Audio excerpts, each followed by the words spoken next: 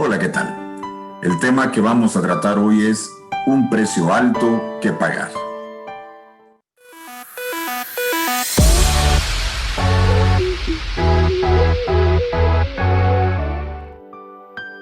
Nuestro texto está en dos capítulos, Juan capítulo 15 y capítulo 16. El capítulo 15 en el verso 18 y 19 dice: si el mundo os aborrece, sabed que a mí me han aborrecido antes que a vosotros. Si fuerais del mundo, el mundo amaría lo suyo. Pero porque no sois del mundo, antes yo os elegí del mundo, por eso el mundo os aborrece. Seguidamente, el capítulo 16 en el verso 7 dice lo siguiente: pero yo os digo la verdad, os conviene que yo me vaya, porque si no me fuere, el Consolador no vendría a vosotros, mas si me fuere, os lo enviaré. Muchos de nosotros estamos muy dispuestos a realizar diversos sacrificios por alcanzar lo que queremos en distintos ámbitos, profesionalmente, sentimentalmente y hasta ministerialmente. Trabajamos mucho por eso y no nos cuesta el hacer cualquier tipo de sacrificio. No nos importa que nos traten mal, que nos señalen y a veces hasta pueden haber actos violentos. Estamos dispuestos a veces al pagar el precio por aquello que nos satisface o que nos trae un beneficio propio. Para comprender de manera más profunda las circunstancias que rodean este relato en el Evangelio de Juan, vale la pena saber la posición y el pensamiento de los discípulos para ese entonces, ya que todavía no habían sufrido una persecución tan directa, porque contaban con la cobertura de Jesús, estaban cerca del Maestro y no comprendían a cabalidad lo que Jesús les estaba diciendo. Aunque ya los líderes religiosos estaban formando un complot contra el Mesías, solo entendían un panorama muy corto del asunto. Lo que sucedía en el momento y lo que estaba por venir en realidad no estaba muy claro para los discípulos. De aquí podemos suponer que cuando Jesús hizo esta advertencia a sus seguidores sobre ser aborrecidos por este mundo, no era del todo clara. En tal sentido, Jesús hizo comprender a sus discípulos, y lo hace con nosotros hoy también, sobre a qué tenemos que estar dispuestos por seguirlo a Él. Eso nos lleva al primer punto. Vivimos en un mundo que nos aborrece. Note lo que dice el verso 18. El mundo os aborrece, sabed que a mí me ha aborrecido antes que a vosotros. La palabra mundo del griego cosmos se refiere en este texto en particular a gente, a personas, y en este caso a personas de la época de Jesús o a personas de nuestra época en ese sentido. La iglesia a través de la historia y la iglesia de hoy podemos aplicar en ese sentido esta misma imagen de mundo o de gente. Y seguimos teniendo la misma dificultad. Esa palabra que usted y yo promulgamos nos hará pagar un alto precio. El comentario Matthew Henry dice en tal sentido: la ignorancia del mundo es la causa verdadera de su odio por los discípulos de Jesús. Y esta ignorancia radica en el desconocimiento mismo de la palabra de Dios. El mundo nos persigue porque desconoce la Escritura, ignora la Escritura. Y al no conocer algo tienen temor y lo persiguen. Al no comprender el mundo, el contenido de la Escritura y sobre todo al no poder experimentar los efectos de la misma, es casi comprensible su rechazo. Pero no podemos obviar que este se debe también a su misma condición de pecado.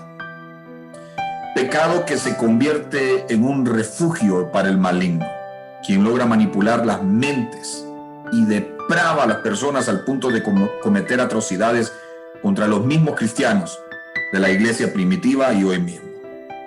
Como lo hicieron los emperadores como Nerón, que hacían morir a los cristianos en el circo romano desgarrado por bestias, o los clavaban en postes, encendiéndolos como antorchas para iluminar las calles.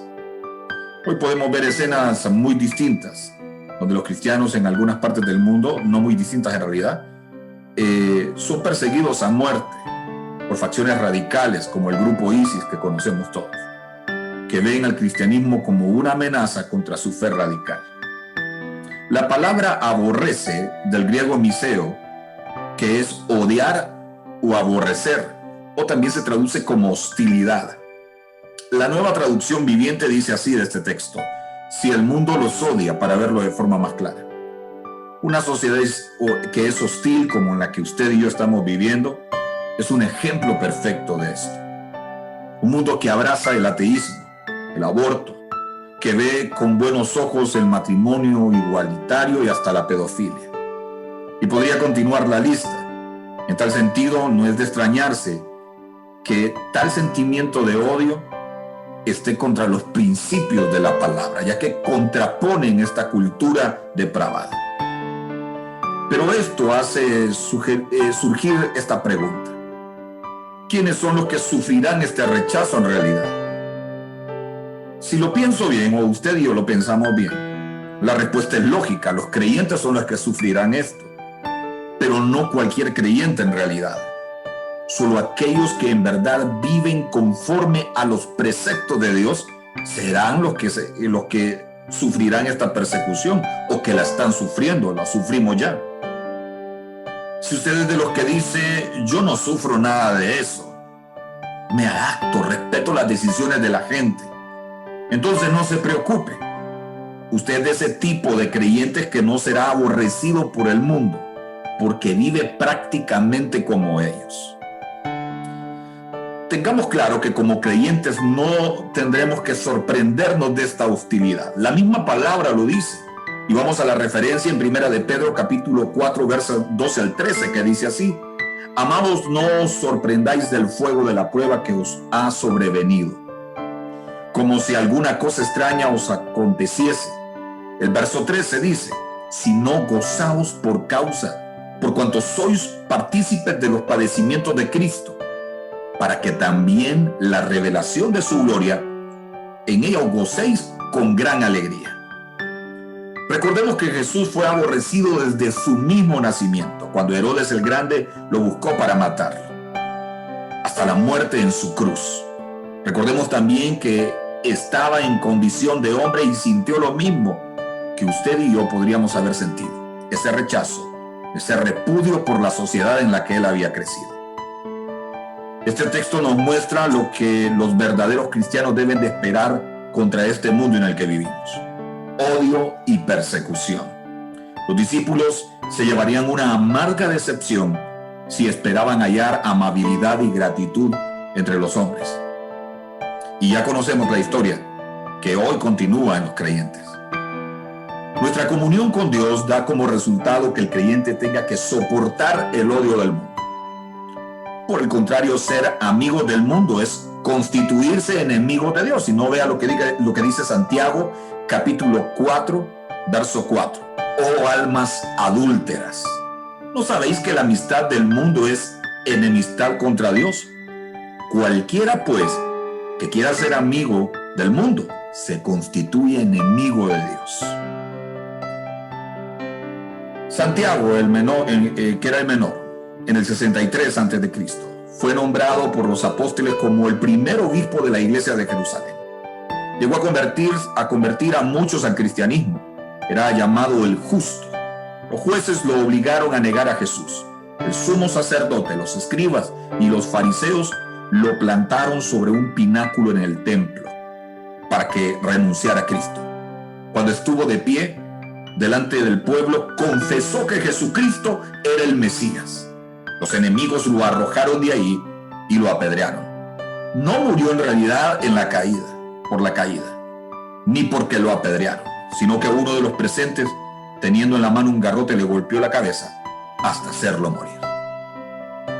Nuevamente esto refuerza la idea de por qué somos aborrecidos y rechazados usted y yo, y todos los creyentes a través del tiempo. Los cristianos del primer siglo tenían la convicción tan enraizada en Cristo al punto de dar su propia vida, y no una muerte instantánea, sino que a veces muertes dolorosas, que llevaban a torturas. Lo que nos puede hacer reflexionar en que si estamos dispuestos en realidad a sufrir por la causa de nuestra fe. Vemos y admiramos a estos grandes mártires de la fe, pero ¿estaremos dispuestos a llegar a ese punto como ellos lo hicieron? Esto responde o se puede responder por sí solo, al ver nuestra reacción cuando somos vistos de menos por nuestra fe. Vamos con más preguntas. ¿Qué hace el mundo? ¿O qué hace que el mundo nos rechace a usted y a mí? Y si ya lo hablamos de manera muy general, pero seamos un poco más específicos, esto nos lleva al segundo punto de esta reflexión. El mundo aborrece lo que no es de él. Mira lo que dice el verso 19. Si fuerais del mundo, el mundo amaría lo suyo. Pero porque no sois del mundo, antes yo os elegí del mundo. Por eso el mundo os aborrece. Iniciemos con esta premisa. El mundo ama lo suyo. En consecuencia, nunca podríamos ser aceptados por el mundo. O por lo menos un creyente genuino. Los muchos o las muchas sectas judías en tiempos de Jesús ya tenían arreglos y concesiones sobre su fe en aras de comulgar con las exigencias del Imperio Romano y conseguir favores, como en el caso de los saduceos, que relativizaron su fe. Si fuerais del mundo, dice el texto, el mundo amaría lo suyo. Nuevamente enfatizamos en este punto, que aquellos creyentes que hoy se sienten cómodos en este mundo, que pueden decir que nunca han sentido algún tipo de persecución o rechazo, es porque nunca han hecho algo que contradiga los lineamientos de esta sociedad llena de pecado. Cuando el mundo nos ama y no nos causa ningún tipo de problema, es porque en realidad estamos agradando al mundo. Por esa razón la gente está tan cómoda en su vida, están secularizados, anestesiados por la mentira del enemigo. Van a la iglesia, levantan las manos en nuestra iglesia, pero en realidad están comulgando con el mundo. Es inevitable que el creyente nacido de nuevo, con una nueva naturaleza, contraria a este mundo, esté cómodo en este mundo. Siempre será diferente, y por esto estas personas serán incomprendidas y rechazadas. Albert Einstein nos da un ejemplo perfecto de esto. Aunque hoy es considerado uno de los más grandes genios de la historia, este intelectual no tuvo un gran comienzo. Es decir, que tuvo un desarrollo tardío en su estatura y en su situación intelectual también. No pronunció una sola palabra hasta los 4 años. Un par de años después, sus profesores de primaria consideraban que era flojo porque hacía preguntas abstractas que no tenían ningún sentido para los demás. Siguió adelante y eventualmente formuló la teoría que hoy conocemos como la teoría de la relatividad. Algo tan complejo que la mayoría de nosotros no entiende. Einstein era un incomprendido por su forma de ser y su manera de ver el mundo. A los cristianos nos ocurre algo similar. Vemos el mundo de una manera diferente de como lo ven los otros que no son creyentes. Nuestras convicciones nos hacen tener una cosmovisión diferente. Jesús fue un incomprendido por su pueblo y por el mundo entero. Los religiosos de su tiempo, quienes se supone tenían que estar listos para identificar al Mesías, estaban ciegos por su religiosidad y por su mismo pecado decorado por una aparente santidad. Pero Jesús sabía que esto sería así. Y Dios ya lo había preparado para esto. Jesús quería que sus discípulos estuvieran listos por esta misma razón. Él sabía lo que estaba por venir. Al seguirlo a Él, al querer vivir como Él, serían también incomprendidos y rechazados. El texto dice, pero porque no sois del mundo. El enunciado debe de llenarnos de esperanza, porque esto no lo sufriremos siempre, porque estamos de pasada. Primera de Crónicas, capítulo 29, verso 15 dice, porque somos extranjeros y peregrinos delante de ti, como lo fueron todos nuestros padres. Como una sombra son nuestros días sobre la tierra y no hay esperanza. La naturaleza sobrenatural trasciende este mundo.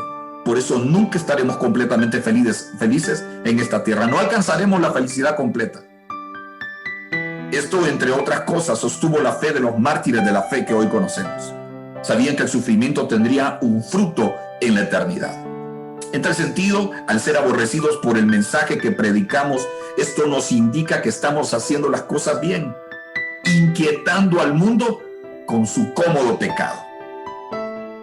Y más, cuando ellos ven que vivimos el mensaje de Cristo, cuando nos negamos a participar de ciertas prácticas no agradables a Dios, el mundo se incomoda porque son confrontados con su propio pecado. Antes yo os elegí del mundo, dice el texto. Somos elegidos. Esta fue otra premisa que impulsó a los primeros seguidores de Cristo, al saber que el mismo Maestro personalmente los había elegido para esta tarea. Juan capítulo 15, verso 16 dice: no me escogieron ustedes a mí, sino que yo los escogí a ustedes y los comisioné para que vayan y den fruto, un fruto que perdure. Así el Padre les dará lo que le pidan en mi nombre. Hoy para nosotros esto es valedero también, porque al igual que los discípulos, Dios nos ha escogido. Claro, aunque tuvimos que decidir responder a ese llamado, para no caer en el tema de una predestinación que no es correcta. Jesús pensó en cada uno de nosotros, para sufrir por cada uno de nosotros, si pudiéramos tener esta oportunidad y decidir seguir. Por eso el mundo os aborrece. El texto se responde por sí mismo. El mundo siempre nos va a rechazar. Por eso es contradictorio pensar en un evangelio que el mundo abrace. Pero hoy muchos están empecinados en lograr esto, que el mundo los acepte. La iglesia genuina siempre será aborrecida y perseguida.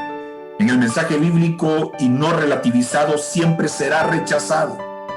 Y cuidado si usted, como creyente, está afanado por conseguir la aceptación de los hombres y no la de Dios. Claro, si somos sinceros humanamente hablando, el hecho de ser atacados o rechazados nos causa un sentimiento no muy satisfactorio. No es que nos alegramos porque nos persiguen o porque nos rechacen. Eso nos duele, nos causa angustia. Hace que nos sintamos vulnerables y muchas veces desanimados. Pero Dios mismo nos capacita para soportar esto. Y esto nos lleva al tercer y último punto de hoy. Seremos preparados para soportar. El capítulo 16, verso 7 de Juan dice: pero yo os digo la verdad, os conviene que yo me vaya, porque si no me fuera, el Consolador no vendría a vosotros. Mas si me fuere, os lo enviaré. Si pensamos un poco en este verso, Jesús le dice primero: pero yo os digo la verdad. Y podríamos pensar que Cristo hace esta aseveración para calmar a sus discípulos. Podríamos pensar eso, porque ellos no querían pensar en la idea de que su maestro los dejara. Por esto Jesús les aclara, como calmándolos de cierta manera: pero yo os digo la verdad, os conviene que yo me vaya. Porque si no me fuera, dice el texto también, y claro, esto era solo una parte del cumplimiento de los acontecimientos que acompañaban al Mesías. Y esto tenía que ocurrir. Jesús entonces, luego de todos los discursos en el capítulo 15 sobre el desprecio que sufrirían, no puede dejar de darles una salida a esta situación del desprecio y de la persecución. Para esta prueba que ellos ya estaban por afrontar y la que estamos viviendo hoy nosotros. La palabra conviene en el griego significa provechoso o beneficioso. Hoy no podríamos desarrollar una fe y afrontar todas las pruebas que conlleva seguir a Cristo decididamente si no contamos con la llenura del Espíritu Santo. Jesús era consciente de lo fundamental que iba a ser el papel del Espíritu Santo, esa llenura para todos los creyentes de todos los tiempos. Juan capítulo 14, verso 16 dice: entonces yo rogaré al Padre y Él les dará a otro Consolador para que esté con ustedes para siempre. La palabra consolador, del griego parakletos, que se aplica como ayudador, consejero o mediador. Mire qué interesante estos tres enunciados. en un papel característico del Espíritu Santo como un ayudador. El Espíritu nos ayudará a soportar la persecución, el desprecio y cualquier tipo de situación que nos conlleve al estar delante de la presencia de Dios y predicar su palabra. Dice que el Espíritu también es consejero, o sea que nos guiará en sabiduría para saber cómo responder adecuadamente a los ataques del mundo contra nuestras convicciones. Dice también que el Espíritu es un mediador, intercede por nosotros ante el Padre cada vez que lo buscamos en medio de la prueba. No podemos pretender cumplir la misión de Dios entonces si no nos ha dado un activo tan importante como el Espíritu Santo, porque solo este nos capacita. Hechos capítulo 1 verso 8 dice: pero recibiréis, y subraya la palabra, poder, cuando haya venido sobre vosotros el Espíritu Santo, subrayado, y me seréis testigos en Jerusalén, en toda Judea, en Samaria y hasta en lo último de la tierra.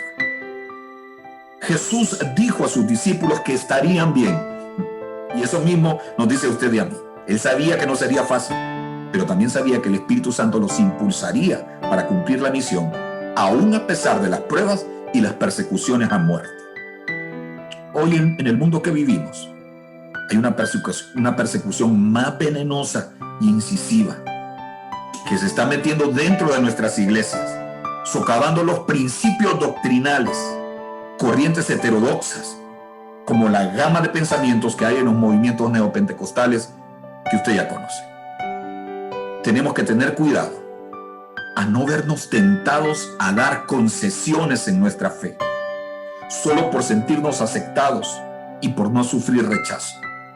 Tenemos que acudir al respaldo, la fuerza que solamente el Espíritu Santo nos puede dar.